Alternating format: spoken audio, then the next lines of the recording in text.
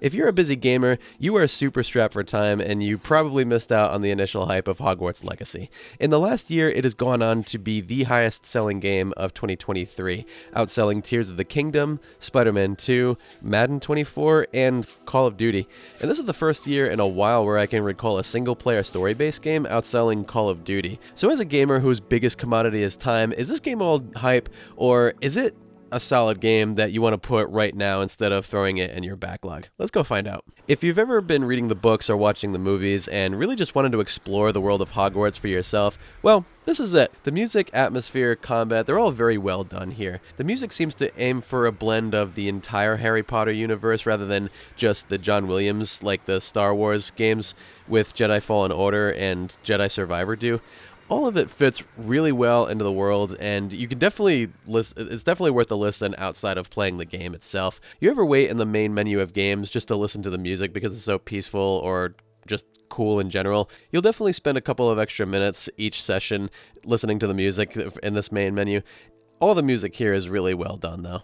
As far as atmosphere goes, Avalanche absolutely nailed making an entire castle, popular locations from the books and movies, and then some, into part of an open world complete with waypoints for fast travel, broom for not-so-fast travel, and other methods that I won't spoil here. You're definitely going to lose yourself harder than Eminem does in the moment-to-moment wow factors of brilliantly detailed environments. Most open world games have a wow factor, so there's no real surprise in the sense that, the game is just gorgeous, but it's refreshing to see the level of detail put into this game. If you're artsy-fartsy like me, the game is definitely going to take about 100 hours longer than it needs to be, because, ooh, shiny. You're going to spend a lot of hours in the Room of Requirement as well. This serves kind of as your home base once you unlock it. In it, you can grow herbs, and you can brew potions, and you can create a lot of helping things to aid you in your quest to battle enemies and different things. And just doing these things is kind of a new element to open world games. I feel like it's definitely a very unique aspect to this game that sets it apart from other open world games. You're definitely going to have fun in here.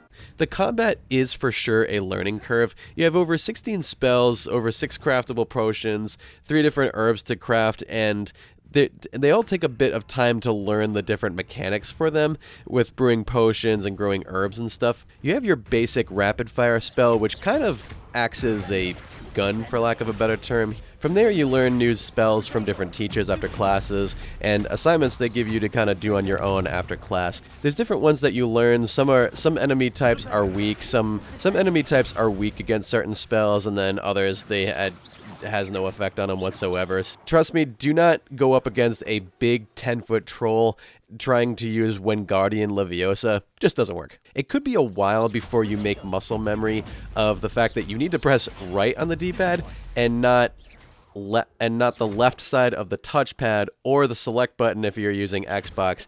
And by default, I usually use that button to either access the map or try to conjure up all my available spells in there. So there's different muscle memory things that will take you a little bit to get used to. But once you do, you're not even going to think about it. You'll be squashing spiders, trolling dark wizards, and slapping dummies around, literally. In addition, the wardrobes that you have give different offense and defense, and you definitely have limited spots, so you're going to kind of want to figure out what you want to keep and what you want to sell off to then get different other items. The quest structure is a lot like other open world games. You have your main quest, you have your side quests, and those are pretty much a given. Those are all obviously worth doing.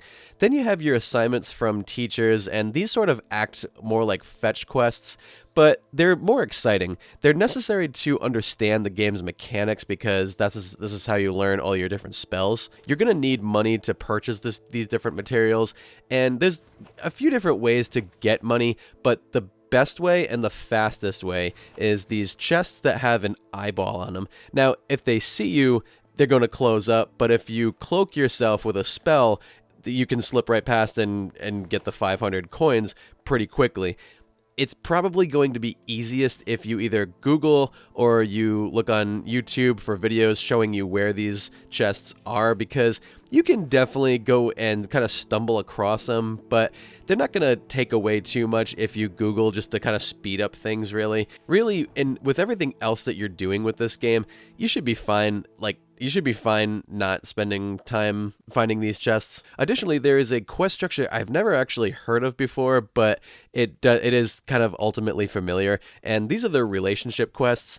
They're basically mini stories with NPCs, and these give you a little bit of a quest with a little bit of story, kind of to fill out the world here and give you reason to explore everything that the developer has created with Hogwarts Legacy. All these quests do a really good job of serving as a vehicle for you to explore the world. Now, they do have a disclaimer for Quidditch in this game. Smartly, they have chosen to explain why there is no Quidditch, and that can be disappointing to some because who doesn't like Quidditch. If you look at what Quidditch would need to be, it would probably need to be one of those free-to-play games that is like more of like a live service game for online multiplayer and stuff, and that's just something that the developers probably weren't willing to get into. Overall, you can blitz this game in 25 to 27 hours. If you're playing everything in the game that the game has to offer, you're probably going to be more like 65 to 68 hours. If you play with your family, backseat gaming,